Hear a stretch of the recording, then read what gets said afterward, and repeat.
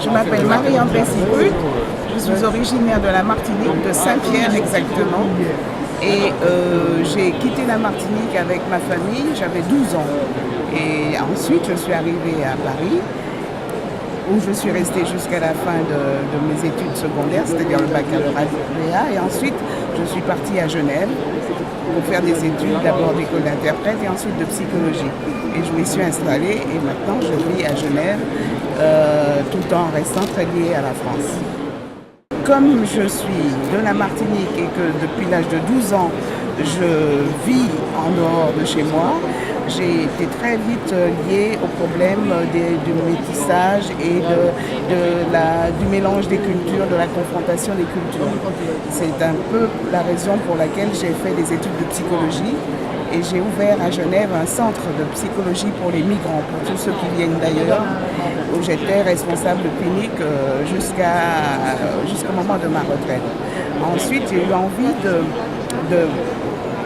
de témoigner de mon travail avec les migrants et les migrantes, des gens qui viennent d'ailleurs, de partout dans le monde, parce qu'à Genève, il y a 160 nationalités. Et cette envie de témoigner m'a fait écrire un petit livre universitaire sur mon expérience de la migration et des gens qui viennent d'ailleurs. Ce livre a été, pour des raisons un peu longues, lu par Patrick Chamoiseau qui m'a fortement encouragée à me lancer dans l'écriture. Et c'est comme ça que j'ai écrit mon premier livre, que je lui ai dédicacé d'ailleurs, qui s'appelle Outre-mer, essai sur le métissage. Je l'ai écrit chez l'Harmattan en 2004. Et depuis, ben voilà, j'ai été un peu, comme on dit, prise par le virus de l'écriture. C'était assez extraordinaire parce que bon, je n'ai pas du tout, ce n'était pas mon métier, métier auquel je rêvais, mais tout d'un coup de voir mon nom sur un livre imprimé, ça m'a fait un effet assez extraordinaire que je n'arrive même pas à décrire parce que ce sont plutôt des sensations, hein. L'impression qu'on est là et puis que finalement ça ne vous appartient plus du tout.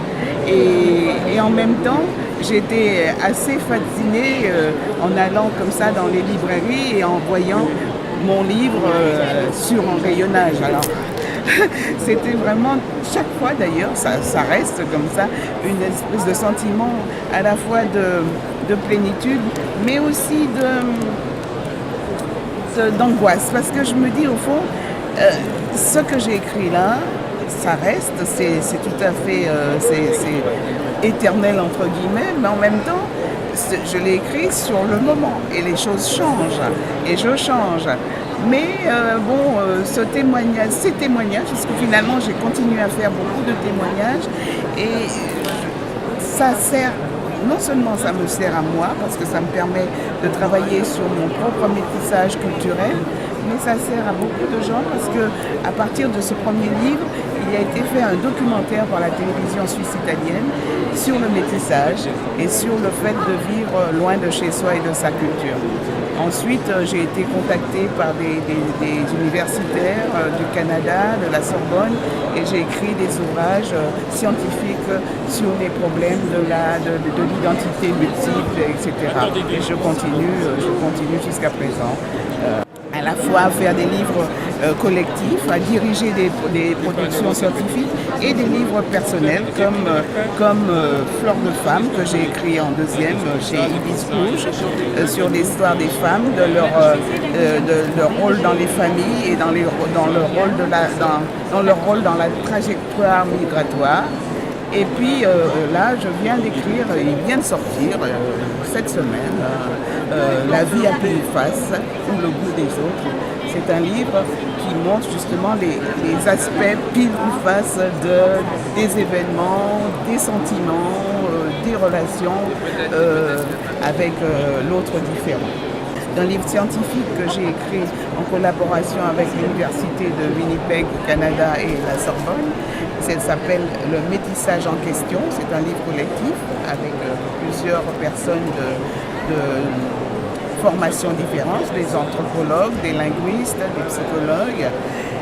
Et dans ce livre, j'ai écrit un article très long, une trentaine de pages, sur l'aide de l'adoption internationale et les changements d'identité liés à l'adoption internationale.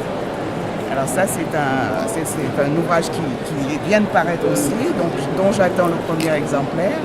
Et j'ai un ouvrage qui va paraître aux éditions de la Pensée sauvage, une psychologue, ethnopsychologue qui s'appelle Marie-Rose Moreau.